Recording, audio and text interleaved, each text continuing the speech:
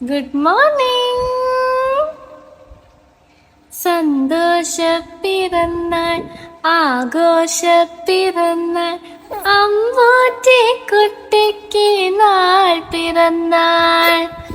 സന്തോഷ പിറന്നാൾ, ആഘോഷ പിറന്നാൾ, അമ്മൂറ്റി കുട്ടിക്ക് നാൾ പിറന്നാൾ. പിന്നാലാശംസകൾ. ഹലോ ഗൈസ്, അപ്പോൾ എല്ലാവർക്കും നമ്മുടെ പുതിയ വീഡിയോയിലേക്ക് സ്വാഗതം. ഇന്നത്തെ ദിവസത്തിന്റെ പ്രത്യേകത എല്ലാവർക്കും മനസ്സിലായിട്ടുണ്ടാവും. ഇന്ന് നമ്മുടെ രുദ്രൂട്ടന് 1-ാം പിറന്നാളാണ്.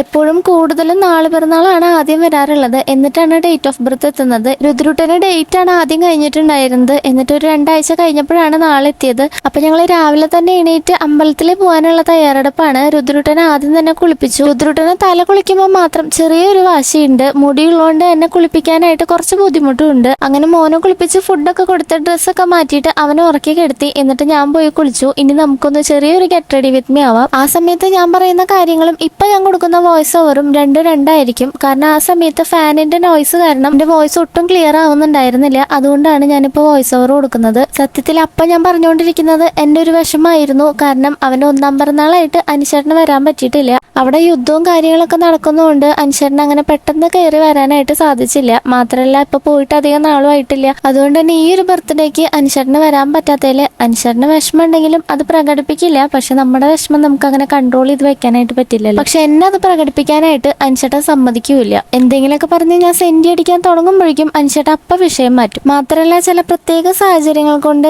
ഇവന്റെ 1-ാം പിറന്നാൾ എന്റെ വീട്ടിലാണ് നടത്തുന്നത്. അനുശേട്ടന്റെ വീട്ടിലേക്ക് പോകാനായിട്ട് ഞങ്ങൾക്ക് പറ്റുമെന്നാണ് വിചാരിച്ചിട്ടുണ്ടായിരുന്നത്. പക്ഷെ പറ്റിയിട്ടുണ്ടായിരുന്നില്ല. അമ്മയും അനിയനൊക്കെ ഇപ്പൊ ഇന്ന് ഇങ്ങോട്ടാണ് വരുന്നത്. വലിയ ആർഭാടങ്ങളൊന്നും ഇല്ലെങ്കിലും ചെറിയൊരു ഫംഗ്ഷൻ ആയിട്ട് ഇന്നൊരു ചെറിയ സദ്യ പരിപാടിയൊക്കെ വീട്ടിൽ നടത്തുന്നുണ്ട്. എന്റെ വീട്ടിലുള്ളവരും വല്യച്ഛന്മാരും ചേച്ചിമാരും അങ്ങനെ എല്ലാവരും കൂടിയിട്ട് ഒരു കുഞ്ഞു സദ്യ. പിന്നെ വീട്ടിൽ നിന്ന് അമ്മായിയും അമ്മയും അനിയനും അങ്ങനെ എല്ലാവരും വരുന്നുണ്ട്. അവര് വരുമ്പോഴേക്കും ഞങ്ങൾ നേരത്തെ അമ്പലത്തിൽ പോയിട്ട് വരാനാണ് പ്ലാൻ. അപ്പൊ ഞാൻ റെഡി ആയി കഴിഞ്ഞിട്ടുണ്ട്. ഇനി നമുക്ക് രുദ്രുവിനെ എടുത്തിട്ട് നേരെ അമ്പലത്തേക്ക് പോവാം. രുദ്രുവിനെ ഉറക്കത്തിൽ നിന്ന് എണീപ്പിച്ചിട്ടാണ് അമ്പലത്തേക്ക് കൊണ്ടുപോകുന്നത്. അതിന്റെ ഹാങ് ഓവർ അവന്റെ മുഖത്തുണ്ട്. പിന്നെ കുറച്ച് കഴിഞ്ഞപ്പോഴേക്കും ആള് നല്ല ആക്റ്റീവായി. ഞാനും അച്ഛനും മോനും കൂടിയിട്ടാണ് പോയിട്ടുണ്ടായിരുന്നത്. അമ്മയ്ക്ക് വരാൻ പറ്റിയിട്ടില്ല. വീട്ടിലാണ് ഞങ്ങൾ സദ്യയൊക്കെ പ്രിപ്പയർ ചെയ്യുന്നത്.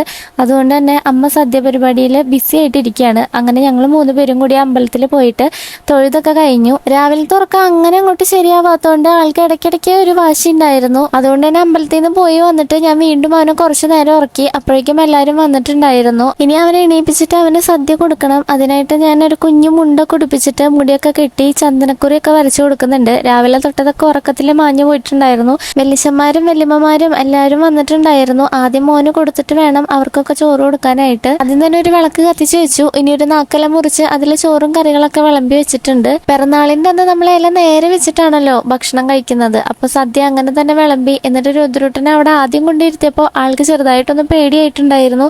എല്ലാം കൂടെ കണ്ടപ്പോൾ എന്താന്ന് മനസ്സിലാവാത്തതുകൊണ്ടാന്ന് തോന്നുന്നു. പിന്നെ കുറച്ച് കഴിഞ്ഞപ്പോൾ ആൾക്ക് പപ്പടം കിട്ടിയപ്പോൾ ആൾ ഉഷാറായി. പപ്പടം ഒരെണ്ണം മുഴുവൻ അവിടെ ആകെ പൊടിച്ചൊക്കെ ഇട്ടിട്ട് അവൻ അതിൽ നിന്നാണ് എടുത്ത് കഴിക്കുന്നുണ്ടായിരുന്നത്. ആദ്യം അവനെ കൊണ്ട് കുറച്ച് കഴിപ്പിച്ചിട്ട് പിന്നെ ഞാൻ അവനുള്ള ചോറ് വാരി കൊടുക്കാണ് ചെയ്തിട്ടുണ്ടായിരുന്നത്. കുറച്ച് കഴിഞ്ഞപ്പോൾ ഇഷു ബേബിയും ജുങ്കും ഒക്കെ വന്നിട്ടുണ്ടായിരുന്നു. 2 പേർക്കും രുദ്രൂട്ടന്റെ ഒപ്പം തന്നെ ഇരുത്തിയിട്ടാണ് ചോറ് കൊടുത്തത്. ഇഷു ബേബി തന്നെ വാരി കഴിക്കില്ല. എന്നാലും 3 പേരെയും ഒരുമിച്ച് ഇരുത്തിയിട്ട് ഒരു രസത്തിന്റെ ഇല ഇട്ടിട്ട് ചോറ് കൊടുത്തതാണ്. അത് കഴിഞ്ഞിട്ട് ചേച്ചി വന്നിട്ട് 2 പേർക്കും ചോറ് വാരി കൊടുത്തു. അത് കഴിഞ്ഞ് പിന്നെ എല്ലാവരും ഭക്ഷണം കഴിക്കാനായിട്ടിരുന്നു. ഞാനും രുദ്രൂട്ടന്റെ ഇലയിൽ തന്നെയാണ് ഭക്ഷണം കഴിച്ചിട്ടുണ്ടായിരുന്നത്. വല്യച്ഛന്മാർ 2 പേർക്കും ജോലിക്ക് പോകേണ്ടതുകൊണ്ട് അവരാദ്യം തന്നെ ഭക്ഷണം കഴിച്ചിട്ട് നേരത്തെ പോയി. പിന്നെ വല്യമ്മമാരും അമ്മായിമാരും അങ്ങനെ എല്ലാവരും വന്നിരുന്ന് ഭക്ഷണം കഴിച്ചു. ചേച്ചി ഭക്ഷണം കഴിക്കുന്നതുകൊണ്ട് ഇഷുബേബിനെയും ജുങ്കുവിനെയും ഒക്കെ ഉമ്മർത്ത് കൊണ്ടുവന്നിരുത്തി. കൂടെ രുദ്രൂട്ടനും ഉണ്ടായിരുന്നു. 3 പേരും കൂടി ഇരുന്ന് കളിയാണ്. 3 പേരും അങ്ങോട്ടും ഇങ്ങോട്ടും തല്ലൂടാനായിട്ടുള്ള ടൈമൊന്നും ആയിട്ടില്ല. കുറച്ചും കൂടി വലുതാവുമ്പോൾ വേണം ഓരോന്നിനായി അടി കൂടാനായിട്ട്. ഇപ്പൊ 3 പേരും അവരുടേതായ ലോകത്ത് അവരുടേതായ ഓരോ കളികളിൽ ഇരിക്കുകയാണ്. രുദ്രൂട്ടൻ തന്നെ പിടിച്ച് എഴുന്നേൽക്കാനൊക്കെ തുടങ്ങിയിട്ടുണ്ട്. കുറച്ചു നേരമൊക്കെ തന്നെ നമ്മൾ പിടിക്കാതെ തന്നെ നിൽക്കും. ഇഷുബേബി നേരത്തെ തന്നെ ഓടാനായിട്ട് തുടങ്ങിയിട്ടുണ്ട്. അതുകൊണ്ട് ചേച്ചിക്ക് നല്ല പണിയാണ്. സജിയമ്മ അമ്മയാണ് ലാസ്റ്റ് ഭക്ഷണം കഴിച്ചത്. അവർക്കൊരു മരിച്ചറിയിപ്പ് ഉണ്ടായിരുന്നു. പെട്ടെന്ന് ഒരു ബന്ധു മരിച്ചതാണ്. അപ്പൊ അവിടേക്ക് പോവാണ്ട് പറ്റില്ലായിരുന്നു. അപ്പൊ അമ്മമാർ 2 പേരും അച്ഛനും കൂടിയിട്ടാണ് അങ്ങോട്ട് പോയിട്ടുണ്ടായിരുന്നത്. വന്ന് ഫ്രഷ് ആയിട്ടാണ് പിന്നെ ഭക്ഷണമൊക്കെ കഴിച്ചത്.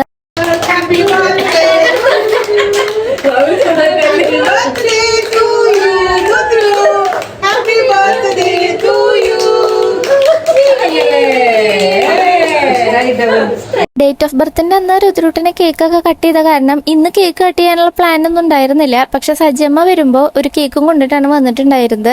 അപ്പൊ അവര് മരിച്ചറിയിപ്പിന് പോയ കാരണം അവര് തിരിച്ചു വന്നിട്ട് കേക്ക് കട്ട് ചെയ്യാന്ന് വിചാരിച്ചു. അതുകൊണ്ട് തന്നെ വൈകുന്നേരം ആയപ്പോഴാണ് ഞങ്ങൾ കേക്കൊക്കെ കട്ട് ചെയ്തത്. പിന്നെ ഓരോരുത്തരായിട്ട് രുദ്രൂട്ടന് കേക്ക് വായിൽ വെച്ച് കൊടുത്തു. രുദ്രൂട്ടൻ ആദ്യമായിട്ടാണ് ഇങ്ങനെ കേക്ക് കഴിക്കുന്നത്. അവൻ ഇതുപോലെ കേക്ക് കഴിക്കാനായിട്ട് ഒരു അവസരം ഇതുവരെ ഉണ്ടായിട്ടില്ല. അതുകൊണ്ട് തന്നെയാന്ന് തോന്നുന്നു അവൻ ഭയങ്കര ഉത്സാഹത്തോടെയാണ് ഓരോരുത്തരുടെ കയ്യിൽ നിന്ന് കേക്ക് പിടിച്ച് കഴിക്കുന്നുണ്ടായിരുന്നത്. അങ്ങനെ രുദ്രൂട്ടന്റെ 1-ാം പിറന്നാളിന്റെ ഒരു കുഞ്ഞാഘോഷം ഇവിടെ കഴിഞ്ഞു. ചെറുതാണെങ്കിലും നല്ല രീതിയിൽ അത് അവസാനിച്ചു. അപ്പൊ വീഡിയോ ഇഷ്ടപ്പെടുന്നവര് ലൈക്ക് ചെയ്യണം, കമന്റ് ചെയ്യണം, പിന്നെ എന്റെ ചാനൽ ഒന്ന് സബ്സ്ക്രൈബ് ചെയ്ത് സപ്പോർട്ട് ചെയ്യും കൂടി വേണം. അപ്പൊ ഇത്രയുള്ളൂ ഗൈസ്, ബൈ.